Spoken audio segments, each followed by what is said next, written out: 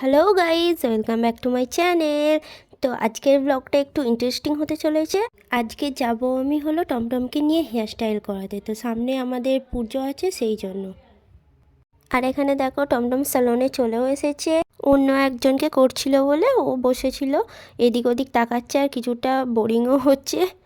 আর আমিও কিছুটা বোরিং হচ্ছিলাম, আমিও যেহেতু বসে আছি।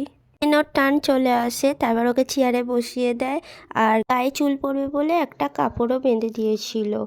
আর এখানে ওর রিয়াকশনটা সবাই লক্ষ্য করবে।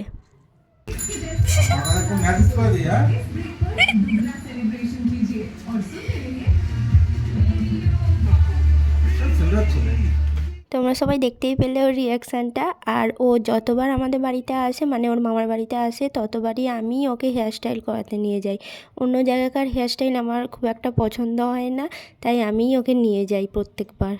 আর যখন চুল কাটে তখন ওর মুখটা দেখতে এত হাসি পায় আমার, বলে বোঝানো যাবে না। আর এখানে ওর হেয়ারস্টাইল ডানও হয়ে যায়, বাড়িতে এসে খেপে গিয়েছিল। তোমরা শোনো ও কি বলছে। ব্যাগে আইসক্রিম আছে, দাঁড়া না এখন।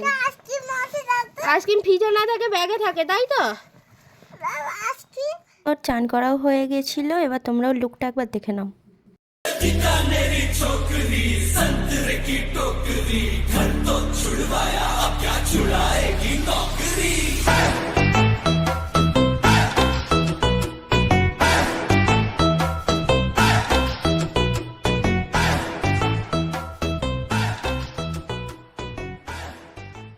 তোমরা দেখতেই পেলে ওর হেয়ারস্টাইলটা কেমন হয়েছে। তোমরা কিন্তু আমাকে কমেন্টে জানিও যে ওর হেয়ারস্টাইলটা কীরকম লাগলো তোমাদের।